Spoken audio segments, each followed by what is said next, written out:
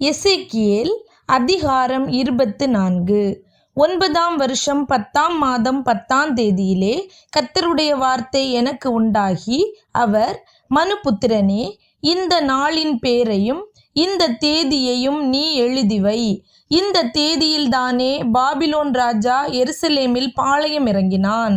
இப்போதும் நீ கலக வீட்டாருக்கு ஒரு உபமானத்தை காண்பித்து அவர்களை நோக்கி, கர்த்தராகிய ஆண்டவர் உரைக்கிறது என்னவென்றால், ஒரு கொப்பரையை அடுப்பிலே வை, அதை அடுப்பிலே வைத்து அதிலே தண்ணீரை விடு. சகல நல்ல கண்டங்களான பின்னந்தொடைகளும் முன்னந்தொடைகளுமாகிய கண்டங்களை சேர்த்து அதிலே போடு. நல்ல எலும்புகளால் அதை நிரப்பு. ஆட்டு மந்தையில் தெரிந்து கொள்ளப்பட்டதை அதற்காக கொண்டு வந்து எலும்புகளை அதின் கீழே குவித்து எரிக்க வேண்டும். அதிலுள்ள எலும்புகளும் வேகத்தக்கதாக அதை பொங்க பொங்க காய்ச்ச வேண்டும். இதற்காக கர்த்தராகிய ஆண்டவர் சொல்லுகிறது என்னவென்றால், நுரை ஒட்டி கொண்டிருக்கிறதும் நுரை நீங்காததுமாகிய கொப்பரை என்னப்பட்ட இரத்தஞ்சிந்திய நகரத்துக்கு ஐயோ! அதில் இருக்கிறதை கண்டங்கண்டமாக எடுத்து கொண்டு போ. அதின் பேரில் சீட்டு போடலாகாது. அவள் இரத்தம் அவள் நடுவில் இருக்கிறது. மண்ணிலே மறைந்து போகும்படி அதை தரையிலே ஊற்றாமல் கற்பாறையிலே ஊற்றி போட்டாள். நீதியை சரி கட்டுவதற்காக கோபம் மூளும்படி நான் அவள் இரத்தத்தை மறைக்காமல் கண்மலையின் மேல் வைத்தேன். ஆதலால் கர்த்தராகிய ஆண்டவர் சொல்லுகிறது என்னவென்றால், இரத்தஞ்சிந்திய நகரத்துக்கு ஐயோ! நான் பெரிதான கட்டைகளை குவித்து எரிய பண்ணுவேன்.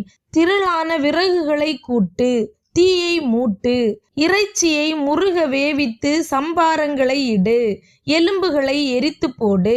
பின்பு கொப்பரை காய்ந்து அதின் களிம்பு வெந்து அதற்குள் இருக்கிற அதின் அழுக்கு உருகி அதின் நுரை நீங்கும்படி அதை வெறுமையாக தழலின் மேல் வை.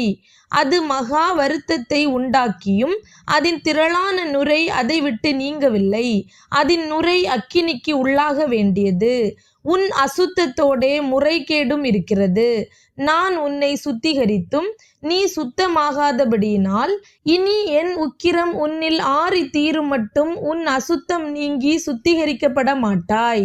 கர்த்தராகிய நான் இதை சொன்னேன், இது நிறைவேறும். நான் இதை செய்வேன். நான் பின்வாங்குவதும் தப்ப விடுவதும் மனஸ்தாபப்படுவதும் இல்லை. உன் வழிகளுக்கும் உன் செய்கைகளுக்கும் தக்கதாக உன்னை நியாயம் தீர்ப்பார்கள் என்று கர்த்தராகிய ஆண்டவர் சொல்லுகிறார். பின்னும் கர்த்தருடைய வார்த்தை எனக்கு உண்டாகி, அவர், மனுபுத்திரனே, இதோ நான் உன் கண்களுக்கு விருப்பமானவைகளை ஒரே அடியினாலே உன்னை விட்டு எடுத்துக்கொள்ளுவேன். ஆனாலும் நீ புலம்பாமலும் அழாமலும் கண்ணீர் விடாமலும் இருப்பாயாக. அலறாமல் பெருமூச்சு விடு. இளவு கொண்டாட வேண்டாம். உன் பாகையை உன் தலையிலே கட்டி உன் பாதரட்சைகளை உன் பாதங்களில் தொடுத்துக்கொள். உன் தாடியை மூடாமலும் துக்கம் கொண்டாடுகிறவர்களின் அப்பத்தை புசியாமலும் இருக்க கடவாய் என்றார். விடியற்காலத்தில் நான் ஜனங்களோடே பேசினேன். அன்று சாயங்காலத்தில் என் மனைவி செத்து போனாள். எனக்கு கட்டளையிட்டபடியே விடியற்காலத்தில் செய்தேன். அப்பொழுது ஜனங்கள் என்னை நோக்கி, நீர் செய்கிறவைகள் எங்களுக்கு என்னத்திற்கு அடையாளம் என்பதை எங்களுக்கு தெரிவிக்க மாட்டீரா என்று கேட்டார்கள். நான் அவர்களுக்கு பிரதியுத்தரமாக, கர்த்தருடைய வார்த்தை எனக்கு உண்டாகி, அவர், நீ இஸ்ரவேல் வீட்டாரை நோக்கி, கர்த்தராகிய ஆண்டவர் உரைக்கிறது என்னவென்றால், இதோ உங்கள் பலத்தின் முக்கியமும் உங்கள் கண்களின் விருப்பமும் உங்கள் ஆத்துமாவின் வாஞ்சையுமாகிய என் பரிசுத்த ஸ்தலத்தை நான் பரிசுத்த குலைச்சலாக்குகிறேன். நீங்கள் விட்டு வந்த உங்கள் குமாரரும் உங்கள் குமாரத்திகளும் பட்டயத்தால் விழுவார்கள். அப்பொழுது நான் செய்தது போல நீங்களும் செய்வீர்கள். தாடியை மூடாமலும் துக்கம் கொண்டாடுகிறவர்களின் அப்பத்தை புசியாமலும் இருப்பீர்கள். உங்கள் பாகைகள் உங்கள் தலைகளிலும் உங்கள் பாதரட்சைகள் உங்கள் கால்களிலும் இருக்கும். நீங்கள் புலம்பாமலும் அழாமலும் இருந்து உங்கள் அக்கிரமங்களில் வாடிப்போய் ஒருவரை ஒருவர் பார்த்து தவிப்பீர்கள். அப்படியே எசேக்கியேல் உங்களுக்கு அடையாளமாக இருப்பான். அவன் செய்தபடி எல்லாம் நீங்களும் செய்வீர்கள். இப்படி வரும்போது நான் கர்த்தராகிய ஆண்டவர் என்று அறிந்து கொள்வீர்கள் என்று சொல் என்று உரைத்தார் என்றேன்.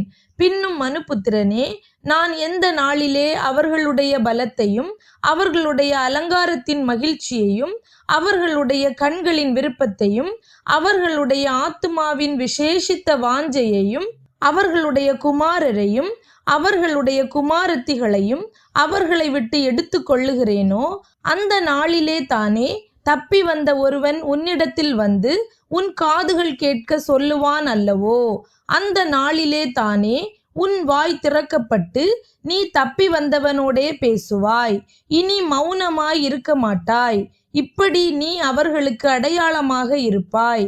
நான் கர்த்தர் என்று அப்பொழுது அறிந்து கொள்வார்கள் என்றார்.